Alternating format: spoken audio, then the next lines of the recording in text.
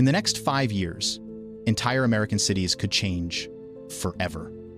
Places that were once booming from Detroit to Sacramento are now losing people at record speeds, facing crumbling infrastructure, economic freefall, and climate threats that could make them unlivable. It's not just population numbers. It's businesses shuttering, insurance disappearing, and neighborhoods turning into ghost blocks. This isn't the slow drip of decline. It's a tide pulling entire communities under, and it's moving faster than most people realize. Today, we're looking at 10 U.S. cities experts warn may not survive intact by 2030 and the forces pulling them apart.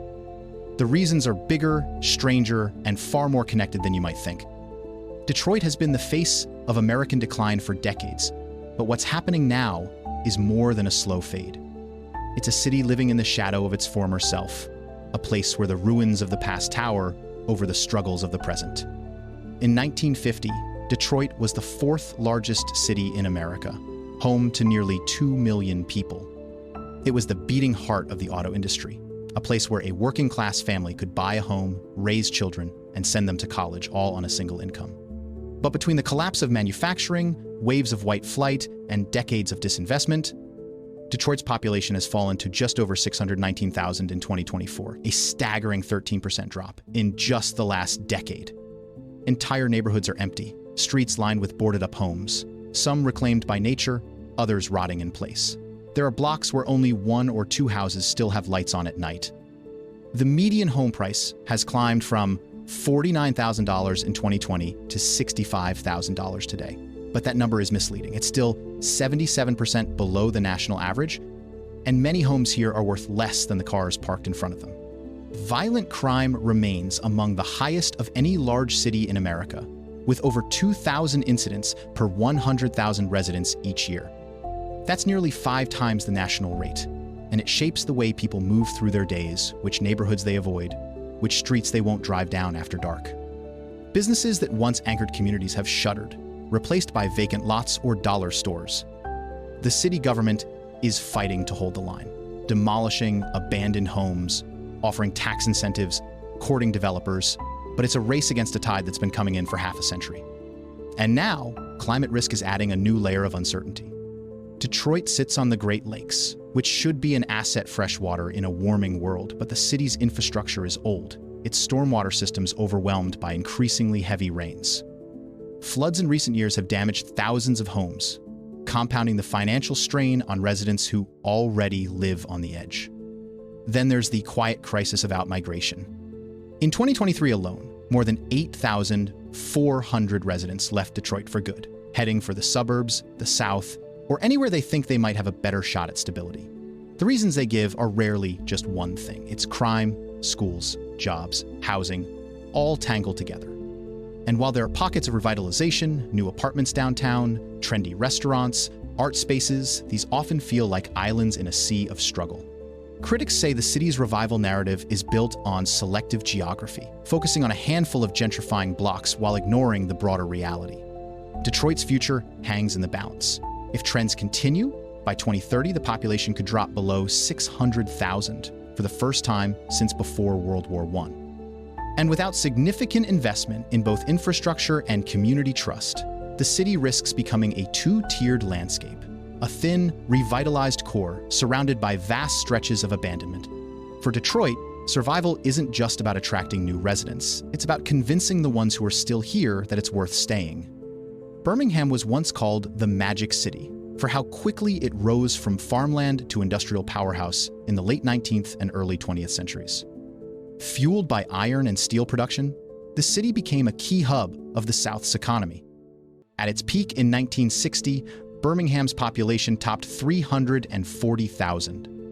But over the decades, industry declined, manufacturing jobs vanished, and residents began leaving for the suburbs and beyond.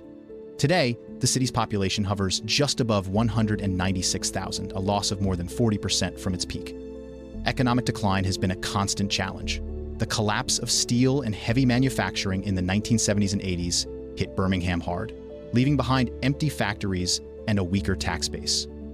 In their place came lower-paying service sector jobs, which haven't been enough to reverse the city's fortunes. The median household income is around $42,000, well below the national average, and poverty rates are among the highest in the country for a city of its size.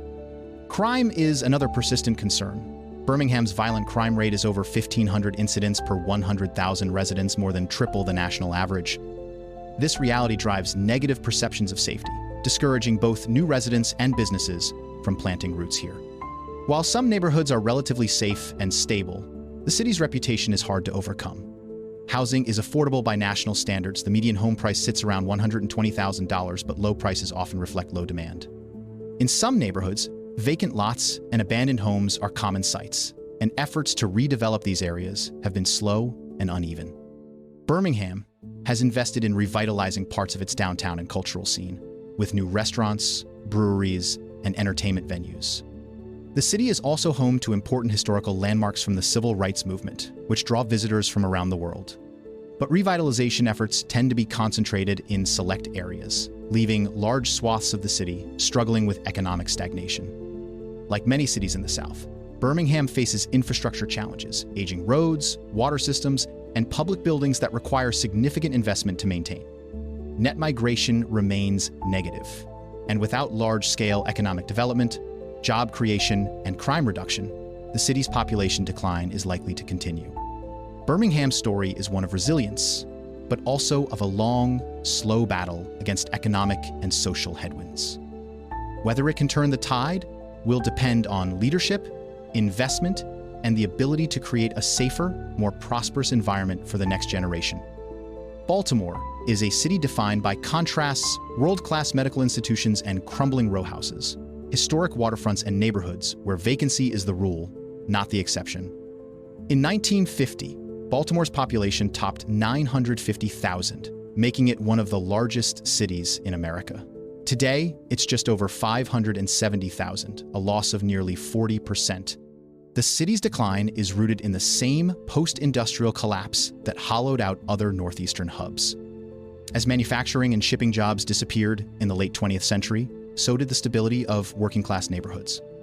Middle-class families, particularly white residents, moved to the suburbs in large numbers during the era of white flight, leaving behind communities struggling with poverty, underfunded schools, and rising crime. In recent years, Baltimore's violent crime rate has ranked among the highest in the nation, often exceeding 1,800 incidents per 100,000 residents. This reputation for violence, whether accurate to every neighborhood or not, continues to push people away. Housing tells another side of the story. The median home price sits around $220,000, far lower than nearby Washington, D.C. But low prices can't mask the city's deep vacancy problem. In some neighborhoods, entire blocks are dotted with abandoned row houses, windows boarded, and roofs caving in. Yet Baltimore is not without its strengths. Johns Hopkins University and Hospital anchor a world-class research and medical sector. The revitalized Inner Harbor draws tourists and locals alike with restaurants, museums, and waterfront views. The city's art scene is vibrant, from mural-covered streets to a thriving local music community. But these bright spots exist alongside stark inequality. Infrastructure in many neighborhoods is in decay, and public services are stretched thin. Trash collection delays, pothole-ridden streets, and aging water systems are constant reminders of a government struggling to keep up. The city's net migration remains negative, and without major investment in safety, infrastructure, and housing, Baltimore risks continuing its decades-long decline. It's a city with a deep history, rich culture, and enduring resilience, but one facing the hard truth that rebuilding trust, safety, and opportunity takes more than pride. It takes sustained, coordinated action, and Baltimore's window for that is narrowing. Fresno sits in the heart of California's Central Valley, a region that feeds the nation but also wrestles with deep economic and environmental challenges. For decades, Fresno grew steadily as a hub for agriculture, transportation, and affordable housing. But the story in recent years is far more complicated. Between 2010 and 2020, the city added thousands of new residents, driven in part by families priced out of coastal cities. Yet since 2021, Fresno's growth has slowed, and in some years, even reversed. The city's median home price jumped from around $180,000 in 2015 to nearly $400,000 by 2024, a dramatic climb for a community where wages have not kept pace.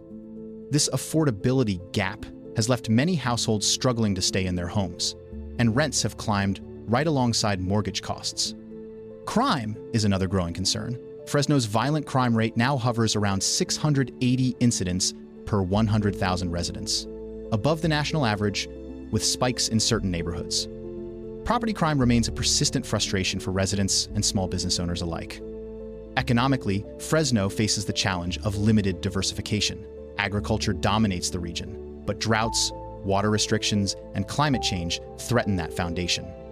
The city's unemployment rate is consistently higher than the national average, and wages lag behind those in most other large California cities. Environmental stress is also part of daily life here.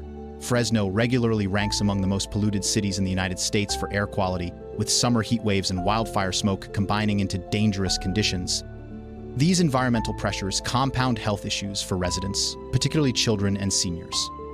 Homelessness has grown more visible, with tent encampments in vacant lots and along canals. The city has invested in shelter programs and outreach, but demand far exceeds capacity.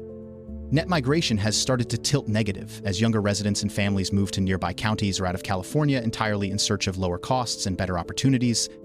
For Fresno, the future will depend on how it balances growth with sustainability. Without affordable housing, diversified job growth, and investment in infrastructure, the city risks seeing its population stagnate or decline in the years ahead. Fresno remains a vital city in California's agricultural engine, but its position in the state's broader story is shifting, and whether it adapts could determine its long-term survival as a thriving urban center. Gary, Indiana, is a city that tells the story of America's Rust Belt in miniature. Born in 1906 as a company town for U.S. Steel, it once thrived on the promise of steady jobs, strong unions, and working-class prosperity. For much of the 20th century, Gary's skyline, dominated by smokestacks and blast furnaces, stood as a symbol of industrial might. But the decline of American steel was swift and brutal. Factories automated, production shifted overseas, and the city's economic foundation crumbled. In 1960, Gary was home to nearly 180,000 people. By 2010, the population had fallen to just over 80,000.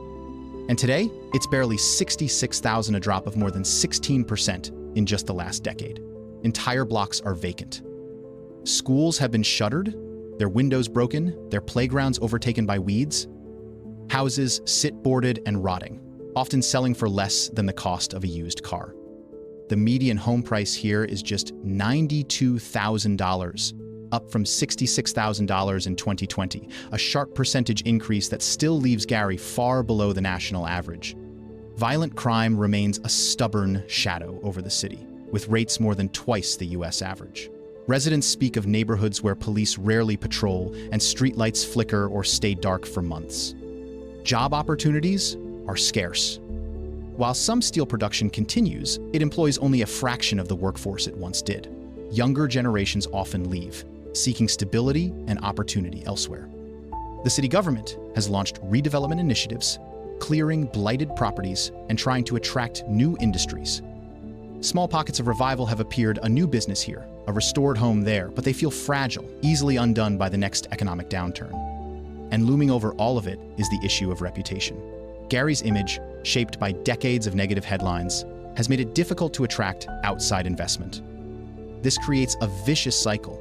Without new jobs and residents, tax revenues shrink, making it harder to maintain basic services, which in turn drives more people away.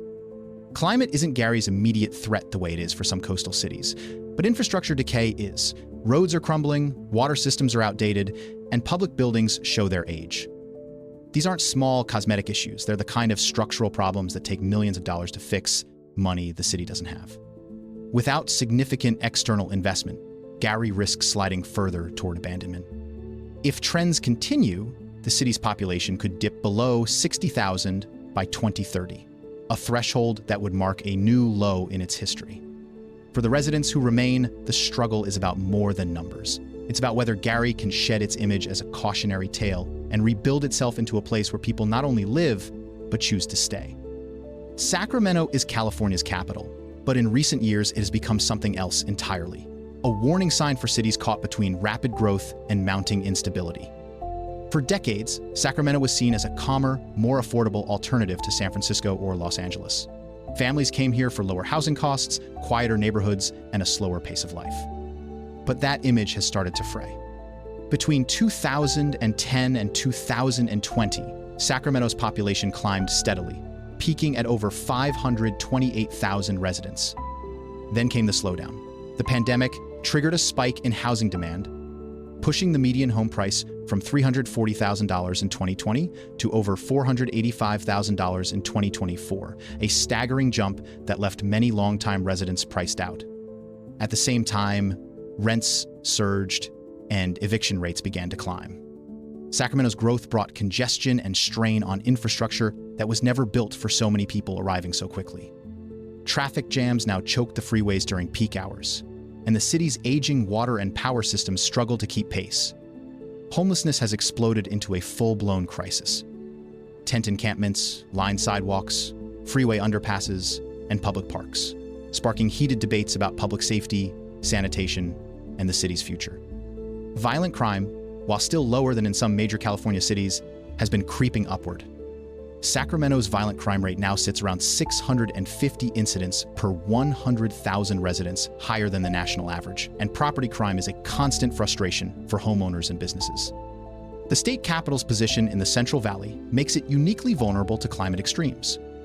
Summers are hotter than ever, with more days crossing the 100-degree mark, straining the electrical grid and threatening residents without access to reliable cooling. On the other side of the calendar, atmospheric river storms have brought record rainfall, raising the risk of flooding in low-lying areas and testing the city's levees. For a place that was once marketed as a safe haven from California's bigger city problems, Sacramento is now wrestling with the same challenges, and in some ways, they feel even more concentrated. The city's net migration has started to swing negative as residents move to cheaper areas in nearby counties or out of state altogether. By 2030, Sacramento's population could flatten or decline if housing costs and infrastructure issues remain unaddressed. For those who stay, the question is whether the city can adapt in time not just to keep its growth, but to preserve the quality of life that once made it so appealing.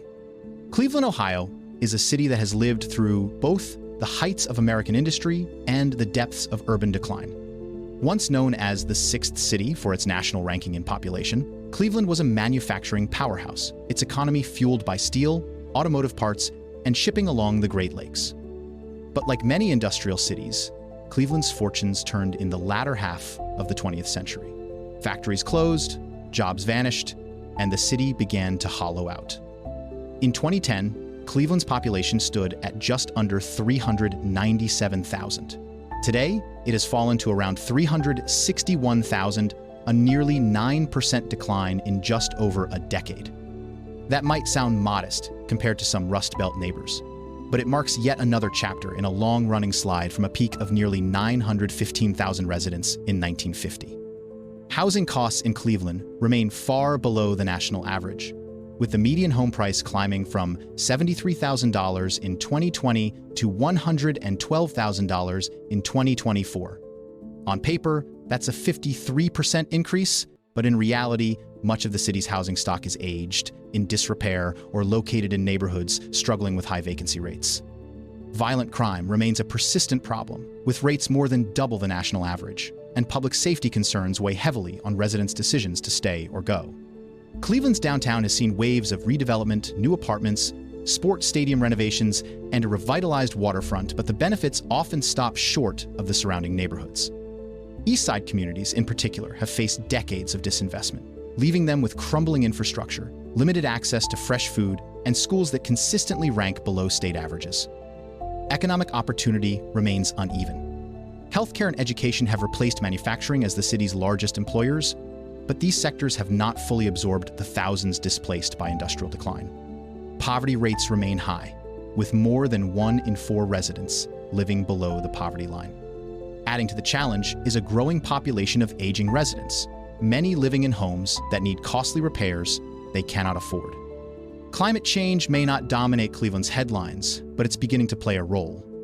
Lake Erie's water levels and storm surges threaten the city's shoreline infrastructure, while heavier rainfall increasingly overwhelms stormwater systems. For a city already struggling to maintain basic services, these climate-related costs could strain budgets even further. The future of Cleveland depends on whether it can bridge the gap between pockets of prosperity and widespread hardship. Without inclusive economic growth, population loss will likely continue, further eroding the tax base needed to maintain public safety, infrastructure, and services. By 2030, Cleveland could face a scenario where its gleaming downtown core is surrounded by ever-widening rings of decline, a tale of two cities within one. New Orleans is a city unlike any other in America, steeped in music, culture, and history, yet shadowed by cycles of decline, disaster, and recovery. Once one of the South's largest and most influential cities, New Orleans has seen its population drop from a peak of over 627,000 in 1960 to just over 370,000 today. The most dramatic single-year collapse came after Hurricane Katrina in 2005, when the city lost more than half its residents overnight. While the population rebounded in the decade that followed, growth has slowed in recent years, and some neighborhoods remain far below their pre-Katrina size. The reasons go beyond natural disasters. The city's violent crime rate remains among the highest in the nation, regularly topping 1,400 incidents per 100,000 residents. This reality, combined with persistent poverty, fuels a cycle where families, particularly those with children, choose to leave for safer, more economically stable areas. Housing costs, while lower than in many coastal cities, have climbed sharply in the past decade.